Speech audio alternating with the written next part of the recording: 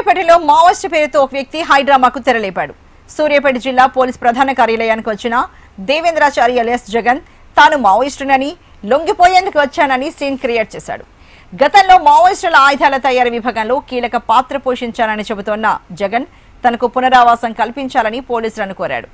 దీంతో అప్రమత్తమైన పోలీసు సిబ్బంది వెంటనే తమ దగ్గర ఉన్న రికార్డులను పరిశీలించగా జగన్ పేరుతో ఎలాంటి కేసులు కానీ సమాచారం కానీ లేదని గుర్తించారు.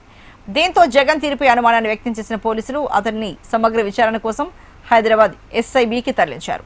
నిజంగానే లొంగుబాట లేక పునరావాస ప్యాకేజీపై ఆశతో వచ్చాడా అనే కోణంలోనూ దర్యాప్తు చేస్తున్నారు పోలీసులు.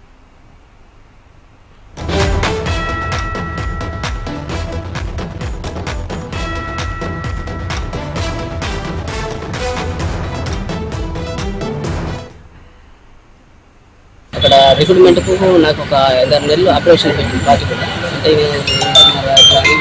పార్టీ తర్వాత మళ్ళీ ఏం చేసినామంటే తర్వాత మళ్ళీ పార్టీ ఎలా చేస్తుంది, కొత్త సిద్ధాంతాలు ఎలా ఉంటుందో అని చెప్పేసి పార్టీ కూడా కొన్ని చర్యలు చేసి వాళ్ళు ఆదివాసులు ఎలా పెడితే ఎట్లా పెట్టినా తిన్నా ఎట్లా ఉండాలన్నా ఉన్నా అన్నిటికీ తట్టుకున్నాడు. వానకు ఎండకు కష్టం మట్టి మోసి కుప్పలు కొట్టింది అన్నీ చేసిన ఆదివాసీ లోపల ప్రతి ఒక్కరికి సమస్యలు అన్నీ చేసుకున్నట్టు పార్టీ నాకు రికమెండ్ చేసింది.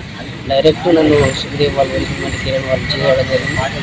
చేసినాక అక్కడికి వెళ్ళి ఒక 2 సంవత్సరాలు తెలంగాణ ఉండడం జరిగింది. ఆ తర్వాత అరభూషణ్ ఇట్ల వాళ్ళు డైరెక్ట్ అక్కడికి కరకుట్టకు తీసుకెళ్ళి అక్కడ క్యాంపు పెట్టి అక్కడ పేపర్స్ తయారీగా చేయడం టెక్నికల్ పని పెట్టి నాకు బాధ్యత పడింది.